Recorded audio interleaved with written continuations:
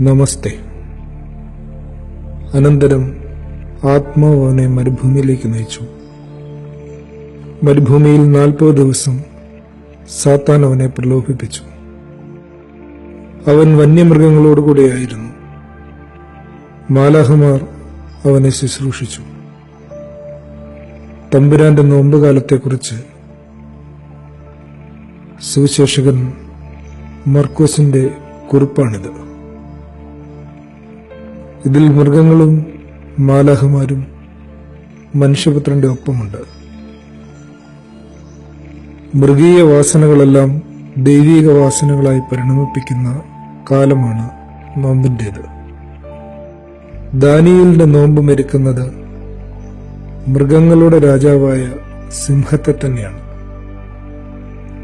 ഗുണപരമായ പരിവർത്തനത്തിനു വേണ്ടിയുള്ള പോരാട്ടക്കാലമാണിത്.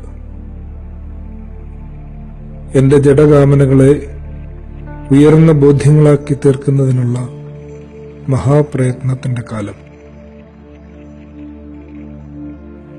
കണ്ണും കാതും തുടങ്ങി ശരീരത്തിന്റെ 9 വാതിലുകൾക്കും ഒരു കാവൽക്കാരനെ നിയമിക്കുക.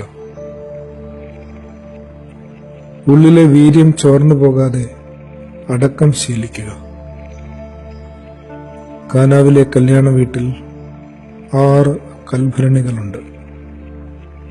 അത് നിറച്ചു വയ്ക്കുക എന്നതാണ് തമ്പുരാന്റെ കൽപ്പന. 40 നോമ്പിന്റെ 6 ആഴ്ചകളാകുന്ന 6 കൽഭരണികളിലേക്ക് നമ്മുടെ ഉള്ളം ഒന്ന് പകർന്നു വയ്ക്കുക.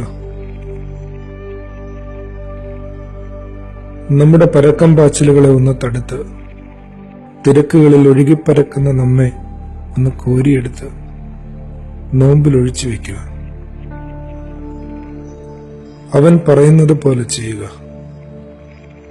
നിശ്ചയമായും നമ്മുടെ ക്രിസ്താനുകരണം വീര്യമുള്ളതായിത്തീരും. ഗുരുവും പിതാവുമായ മോർ ഇവാനിയൂസിന്റെ വാക്കുകളിൽ നമുക്ക് ഈ നോമ്പ് പിടിക്കാം. വലിയ നോമ്പിലേക്ക് നാം പ്രവേശിക്കുകയാണ്. നമ്മുടെ ആധ്യാത്മിക ജീവിതത്തിന് ഒരു പുതിയ തുടക്കം നൽകാനുള്ള ഒരവസരം കൂടിയാണിത്. ക്ഷമയോടും സ്നേഹത്തോടും സമാധാനത്തോടും നാം കഴിയണം. അഹങ്കാരം മനുഷ്യനെ നശിപ്പിക്കും, അവനെ പിശാചാക്കും. അതിനാൽ നോമ്പാകുന്ന കഷായം എല്ലാവരും കുടിക്കണം. പരസ്പരം ക്ഷമിക്കണം. പരസ്പരം ക്ഷമിക്കുന്നത് സ്വർഗത്തിന്റെ അനുഭവമാണ്. അഹങ്കാരം നരകത്തിൻ്റെതും. കുരിശാണ് ഏദനിലേക്കുള്ള വഴി. കുരിശിൽ കിടന്ന കള്ളന് അനുതാപം കൊണ്ടാണ് ഈ മാർഗം കർത്താവ് കാട്ടിക്കൊടുക്കുന്നത്. ഈ നോമ്പ് അനുതാപത്തിന്റെയും സമാധാനത്തിന്റെയും ആയിത്തീരണം. ദൈവമേ, പാട്ടും നൃത്തവുമായി കഴിഞ്ഞിരുന്ന കല്യാണ മണ്ഡപത്തിലെ ആരവം സ്തുതിയും സ്തോത്രവുമായി ഭേദപ്പെട്ടു.